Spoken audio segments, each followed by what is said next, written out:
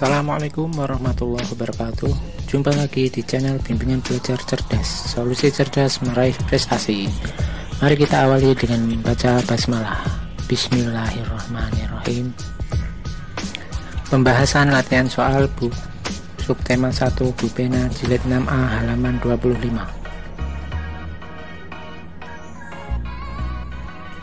Muatan bahasa Indonesia KD 3.1.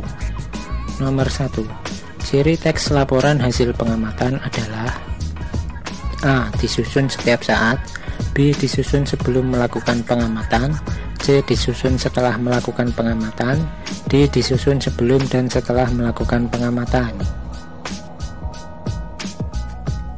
Jawabannya C. Disusun setelah melakukan pengamatan.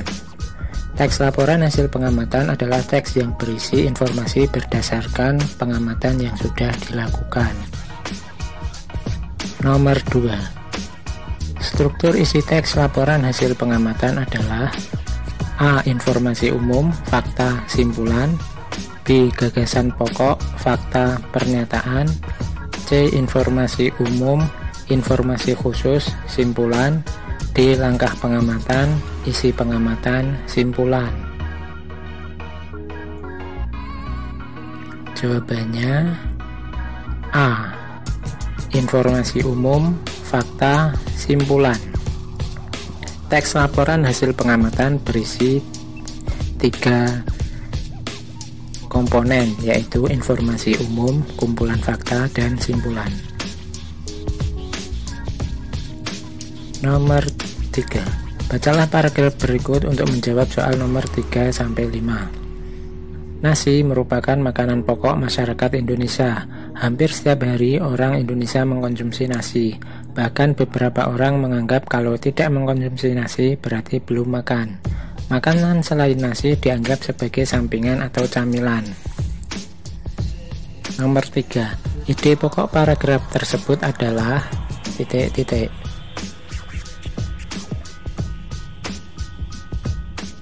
Jawabannya, nasi merupakan makanan pokok masyarakat Indonesia. Ide pokok merupakan gagasan utama atau masalah pokok yang dibahas. Masalah yang dibahas pada teks adalah nasi merupakan makanan pokok masyarakat Indonesia. Nomor 4. Simpulan paragraf tersebut adalah ...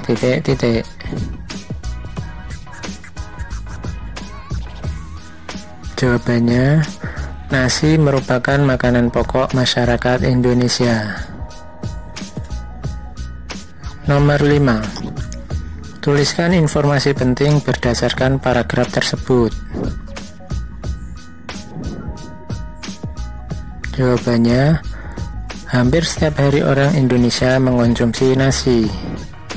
Atau, beberapa orang menganggap kalau tidak mengkonsumsi nasi berarti belum makan.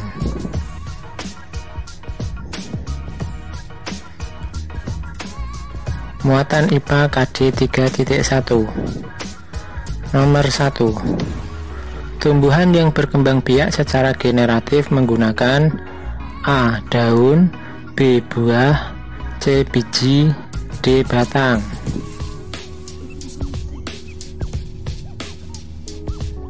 Jawabannya C. Biji. Perkembangbiakan generatif dimulai dari penyerbukan, kemudian terjadi pembuahan yang menghasilkan zigot, kemudian zigot berkembang menjadi embrio dan tumbuh menjadi biji, dan selanjutnya menjadi tanaman baru. Jadi jawabannya biji. Nomor 2. Bagian bunga yang berfungsi sebagai alat perkembangbiakan generatif adalah: A. Putik dan mahkota, B. Mahkota dan kelopak, C. Benang sari dan putik, D. Kelopak dan benang sari.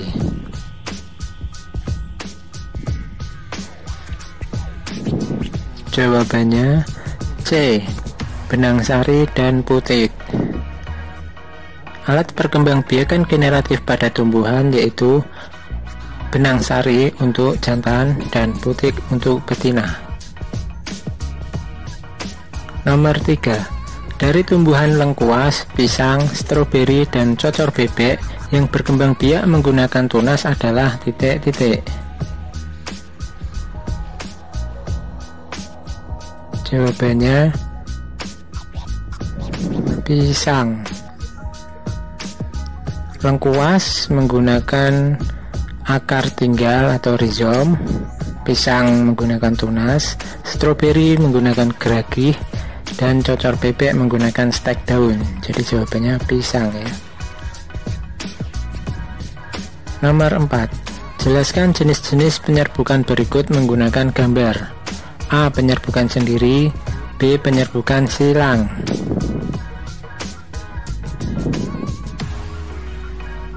Jawabannya, penyerbukan sendiri digambarkan satu tanaman.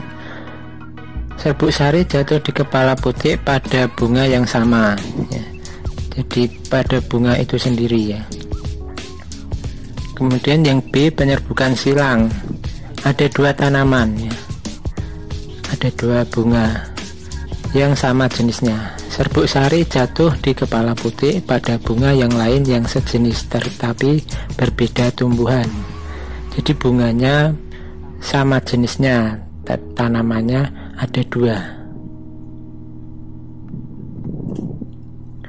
Nomor 5. Tuliskan masing-masing dua contoh tumbuhan yang berkembang biak dengan A. Umbi batang, B. Umbi lapis, C. rizom, D. geragih. Jawabannya, untuk umbi batang contohnya kentang dan ubi jalar. Untuk umbi lapis contohnya bawang merah, bawang putih, dan bawang bombay. Untuk rizom contohnya kunyit, jahe, dan lengkuas. Untuk geragih contohnya rumput teke dan stroberi.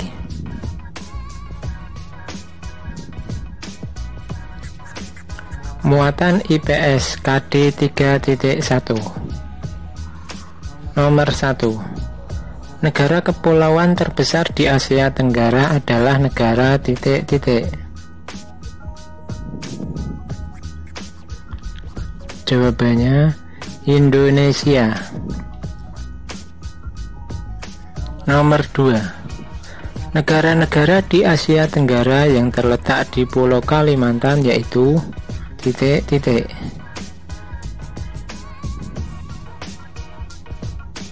Jawabannya Indonesia, Malaysia, dan Brunei Darussalam.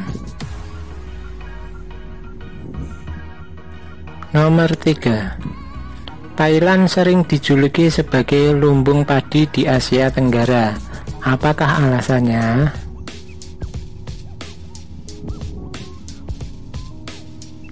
Jawabannya, karena Thailand merupakan penghasil beras terbesar di Asia Tenggara.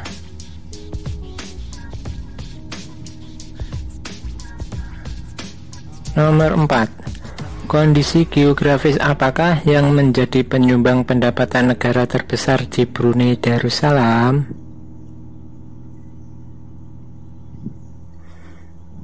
Jawabannya, Brunei Darussalam memiliki bentang alam yang menyimpan minyak bumi dan gas alam yang menjadi penyumbang pendapatan negara terbesar Brunei Darussalam.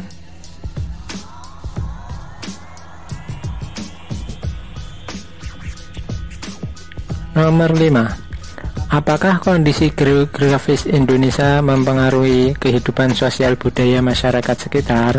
Jelaskan pendapatmu.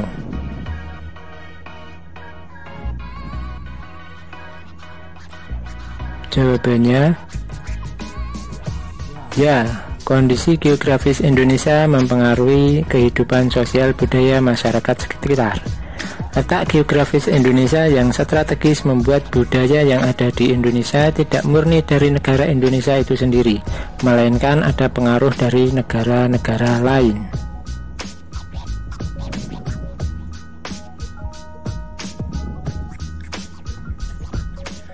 Muatan PPKN KD 3.1. Nomor 1. Bersyukur kepada Tuhan Yang Maha Esa karena telah membuat tumbuhan jagung tumbuh dengan subur merupakan pengamalan sila Pancasila.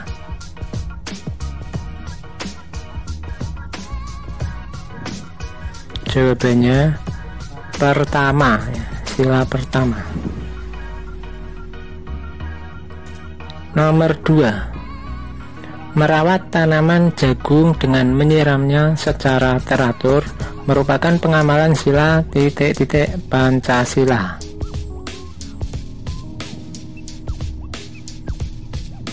Jawabannya pertama. Nomor 3. Kerjasama dalam kelompok merupakan pengamalan sila Pancasila.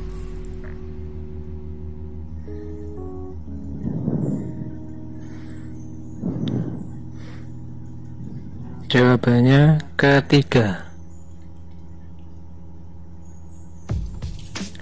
Nomor 4. Tuliskan contoh sikap yang menunjukkan pengamalan sila pertama Pancasila.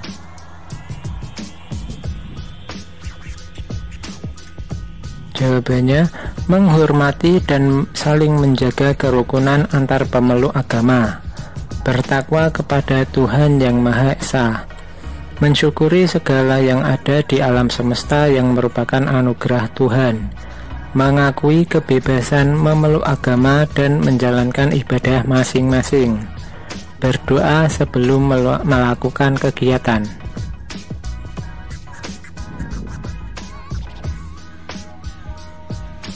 Nomor 5. Tuliskan manfaat kerjasama dalam kelompok.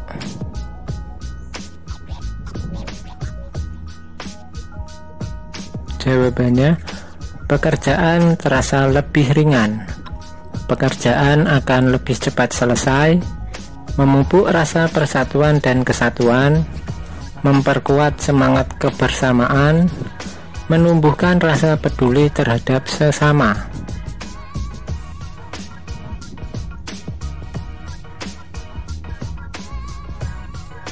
Muatan SBDP KD 3.4.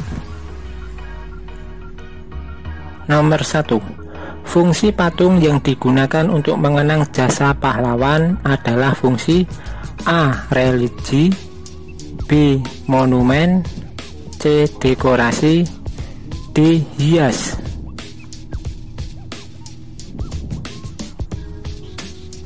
Jawabannya B. Monumen.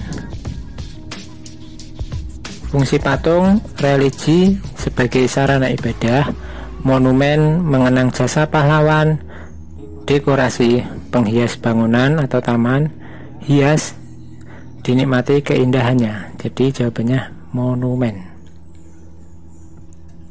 Nomor 2. Contoh benda yang termasuk dalam bahan keras adalah A. Kayu jati, B. Tanah liat, C. Plastisin, D. Sabun batang. Jawabannya A. Kayu jati. Benda yang termasuk benda keras adalah kayu jati, batu, dan marmer. Nomor 3. Fungsi alat pahat yang digunakan untuk membuat karya seni seperti pada gambar berikut adalah untuk titik-titik.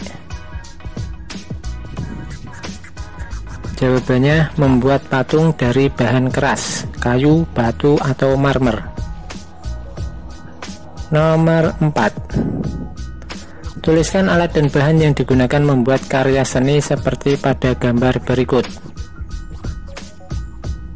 Jawabannya alat meja putar, bahan tanah liat. Nomor 5. Tuliskan 3 fungsi dari karya seni patung. Jawabannya patung religi sebagai sarana untuk beribadah dan bermakna religius. Patung monumen untuk mengenang jasa pahlawan atau peristiwa bersejarah suatu bangsa. Patung arsitektur sebagai pelengkap konstruksi bangunan, patung dekorasi sebagai penghias bangunan, patung seni untuk dinikmati keindahannya. Terima kasih. Assalamualaikum warahmatullahi wabarakatuh.